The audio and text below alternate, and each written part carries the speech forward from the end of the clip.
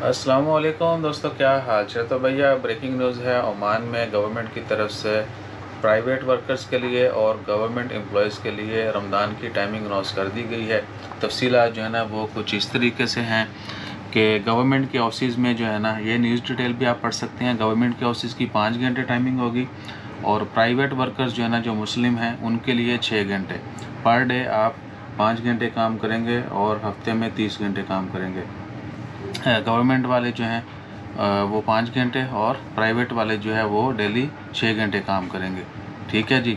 और गवर्नमेंट वालों के लिए फ्लेक्सिबल टाइमिंग भी है। आप कोई भी टाइम चूज़ कर सकते हैं। सुबह 7 से लेकर दोपहर 12 बजे तक, 8 बजे से लेकर 1 बजे तक, या 9 से लेकर 2 बजे तक, या 10 से लेकर 3 बजे तक। और इसी तरीके से जो है ना, क्या है कि प्राइवेट इदारे जो हैं वो भी अपनी टाइमिंग सेट कर सकते हैं, लेकिन डेली 6 घंटे और वीकली जो है 30 घंटे काम की गवर्नमेंट की तरफ से जो है ना लिमिट रखी गई है। और बाकी जो है, जो दूसरे लोग हैं नॉन मुस्लिम, वो एज़ यूजुअल काम करेंगे, लेकिन बहुत सी जगहों पे उनको भी थोड़ा रिलीफ दिया जाता है। और इसके अलावा फ़िलहाल तो कोई अपडेट नहीं है। जैसे मज़ीद अपडेट्स आती है वो भी शेयर करते हैं। आज 21 मार्च है, मंगल का दिन है।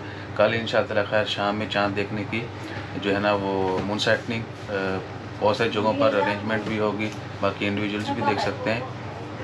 तो कल इंशाल्लाह खैर उम्मीद है कि रमज़ान शरीफ जो है ना वो स्टार्ट हो जाएगा।